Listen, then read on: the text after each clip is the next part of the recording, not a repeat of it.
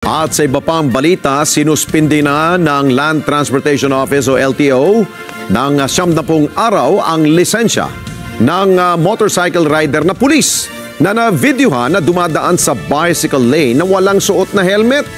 Sa social media na kumakalat itong video na ito, maliban sa walang helmet, abay pagewang-gewang pa ang pagmamaneho nitong pulis at tila hindi alintana kahit pa nakakaperwisyo na ito sa ibang mga motorista. At kaugnay niyan, nagpalabas na ng show cause order ang LTO para pagpapaliwanagin ang pulis.